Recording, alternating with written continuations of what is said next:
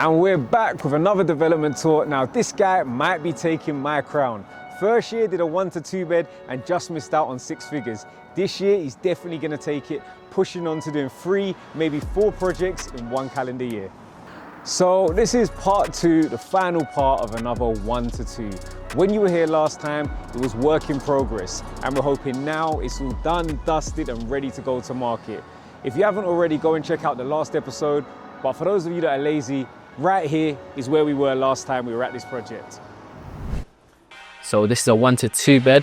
Originally, this was like an open plan living area, and then 1 bedroom, and then into like the kitchen, and then towards the rear of the property was a bathroom. Where did you find the deal? So this was an open market. While the other project was going on, saw it, put the offer in, and they were willing to wait until I completed on that one. Let's get all right. You right? Good, so man. for those that don't know, get to know, this is Afs, AKA the PBK Golden Boy. Always shining, but we got a $1 million question for you. Are you finished? Are you ready to go inside? We're finished and sold. So oh, ooh. Let's go. See, also just plain sailing, easy work all the way through. Bro, this main road caused me so much problems. Do you know what? We talk about that a lot, but when you're talking about comparables, it's like for like. And particularly in London, where, you know, prices can differ so much, you got to take everything into account.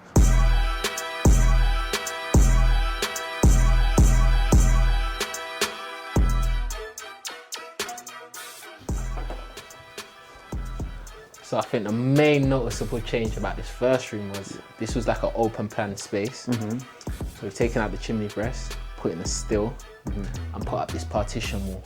Okay.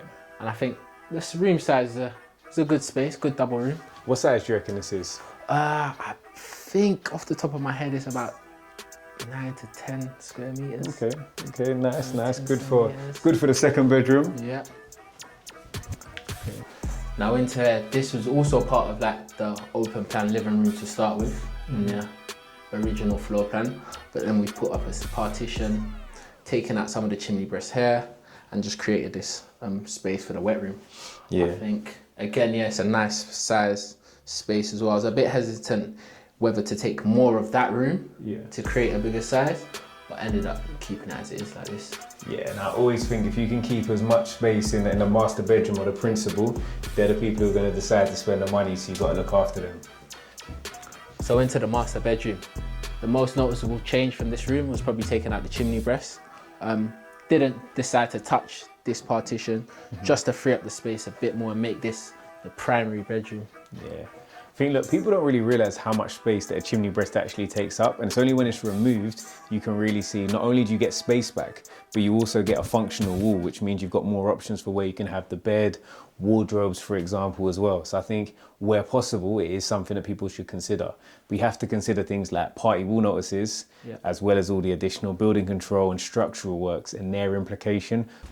So now, first thing you'll notice is the glass door, throwing light from the front to the rear of the property, but also letting you see the size and depth of the property on first arriving. Now, if you remember from the first video, in this section here, firstly, it was the bathroom. Secondly, because of the bathroom upstairs, the entire ceiling was shot. And for whatever reason, rather than fixing the leak, they just kept on putting new ceilings. I think you end up with 4 ceilings that all had to be removed.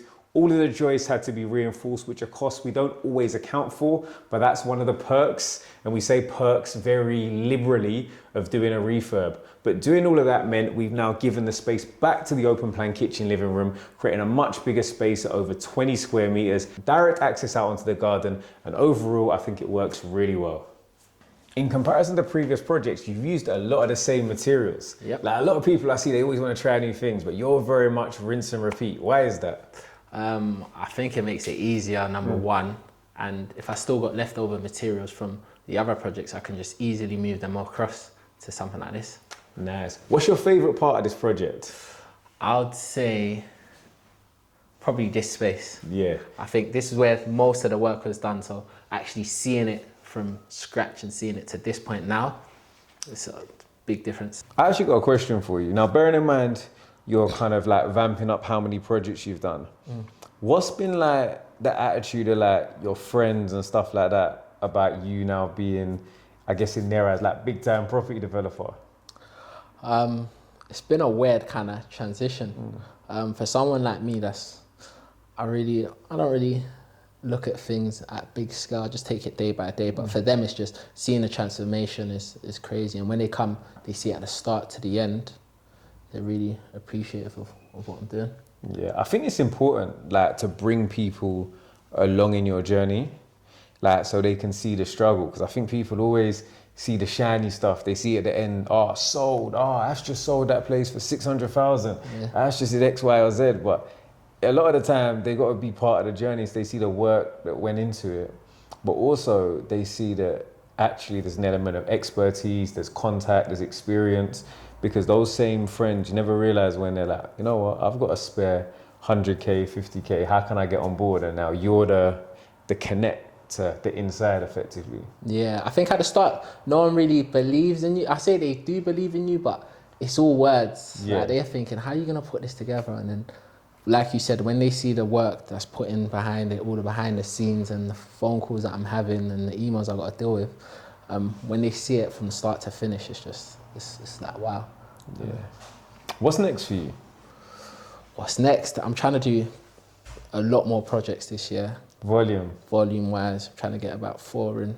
What? Because a lot of people, like, and I get this, like, oh, I need to start doing big developments. Why is it like volume oversized that you're looking at?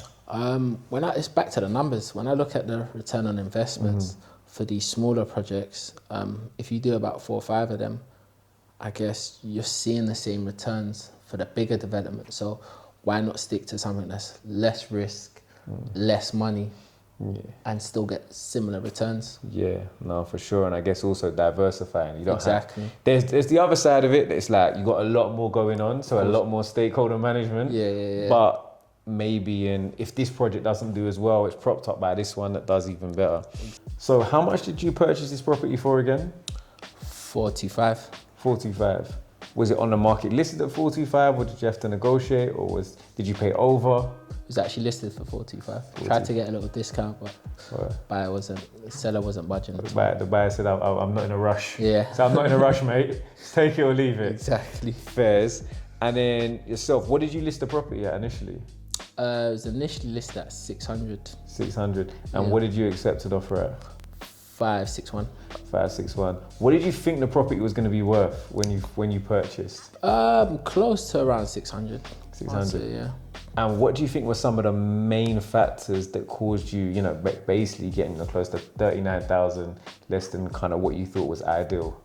I think the main thing was the main road. The main road. Yeah. So, looking at comparables, I was comparing it to things that were literally around the corner, literally a walk away, 1 minute walk away, but not realizing how much of effect the main road actually has. But I mean, look, that's still £140,000 plus a worth of uplift. Obviously, there are expenses, your build costs, your stamp duty, your cost of finance, holding costs, as well as selling costs. These are all considerable, but all in all, the deal still made money, and that's the main thing.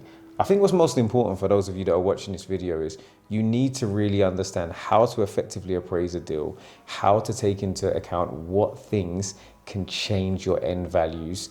Make sure you consider all of your what ifs. So i.e. on first viewing a property, what if maybe we do have to change some joists? Look at anything that could cause problems and identify it as early on as possible, as that should reduce the amount of time it takes to fix and also the cost of the fix as well if you're not doing it retrospectively.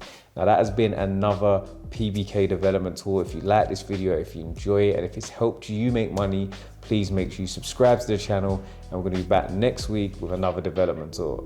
Peace.